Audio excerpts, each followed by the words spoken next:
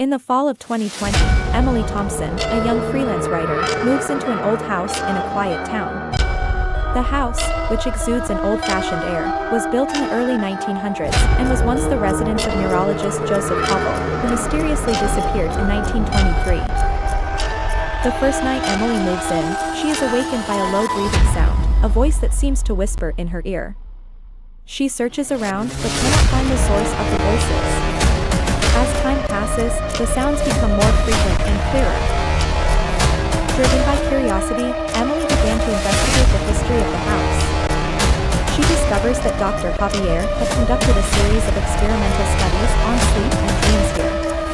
During one of the experiments, a young female patient died unexpectedly, and the doctor has mysteriously disappeared ever since. One night, Emily discovers a dust-covered hidden door in the basement. She pushes the door open and finds a cold, airtight laboratory. Inside the lab, a well-preserved female corpse lies on a dusty surgical bed, her head surrounded by an obsolete medical device. The walls were covered with the doctor's notes and sketches, showing his obsession with exploring the depths of the dream world.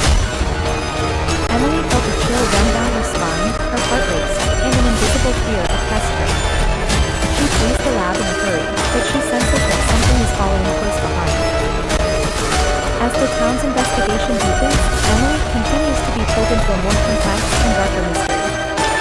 She begins to come into contact with some of the doctor's former colleagues and relatives of his patients, revealing the shocking truth about the doctor's experiments. Dr. Javier's experiments not only involve dream exploration, but also attempts to connect the worlds of the living and the dead through the sleep state.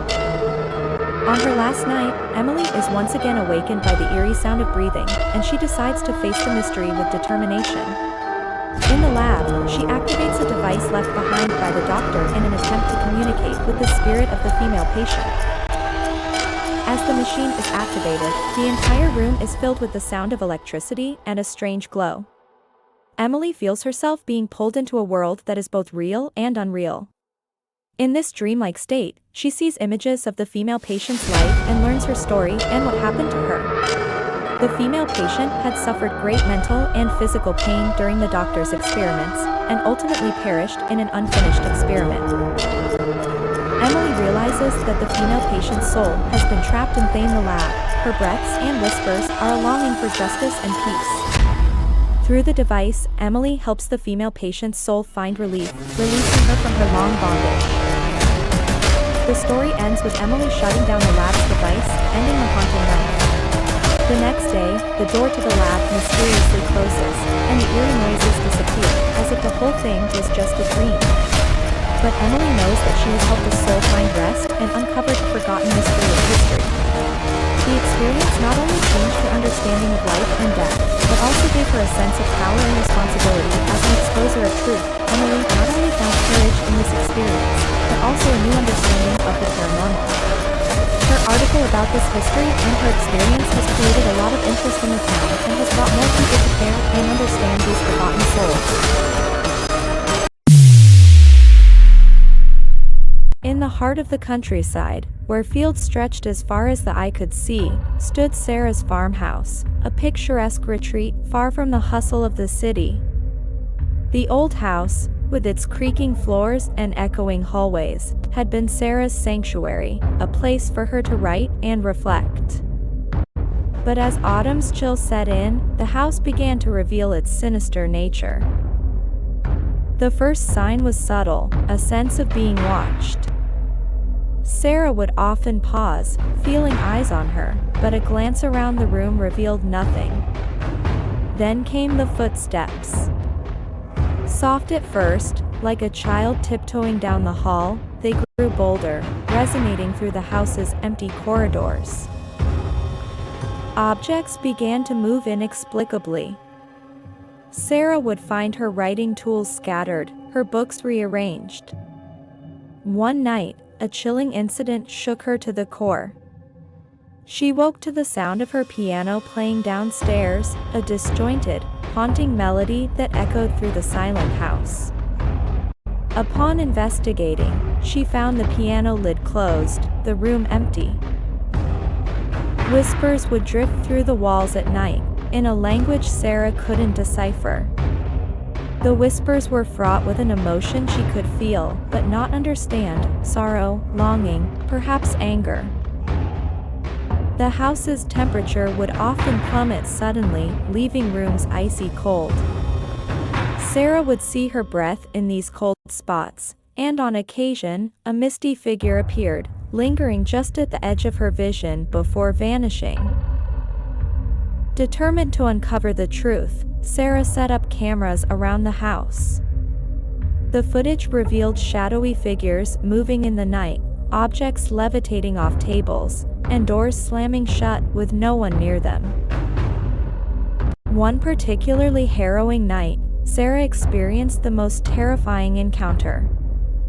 As she lay in bed, the covers slowly slid off her, as if pulled by unseen hands. A pressure, like someone sitting down, appeared at the foot of her bed. Paralyzed with fear, she could do nothing but watch as the indent on her bedspread moved closer to her, the whispers growing louder, more insistent. In her research, Sarah learned of the house's grim history. It was built upon the grounds of a long-forgotten settlement that had met a tragic fate. A fever had swept through, decimating the population and leaving the settlement abandoned, its suffering inhabitants never laid to rest. The realization dawned on Sarah that these spirits, lost and restless, were bound to this land, their agony imprinted on the very soil. Her home was a beacon for these tormented souls, a vessel for their unresolved anguish. The climax of the haunting came on a stormy night. The house groaned under the weight of the gale, the whispers crescendoed into screams, and the very air seemed charged with despair. Sarah, caught in the eye of this supernatural storm, felt an overwhelming sadness, a deep empathy for these lost souls. In a moment of desperate courage, Sarah spoke to the spirits, acknowledging their pain, offering them peace. As her words filled the house, the tempest abated, the screams dwindled to murmurs, and the air grew warm again. From that night on, the haunting ceased, but the house never felt the same to Sarah. She lived there, respecting its past inhabitants, understanding that she was but a temporary custodian of a place marked by history and tragedy. The unseen visitor thus transformed into a tale not just of terror, but of understanding and coexistence with the echoes of the past, a poignant reminder of the unseen layers of history that surround us.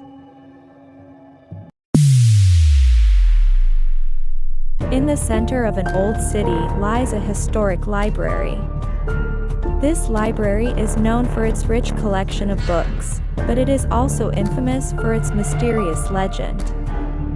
It is said that whenever night falls, the library reveals its other side.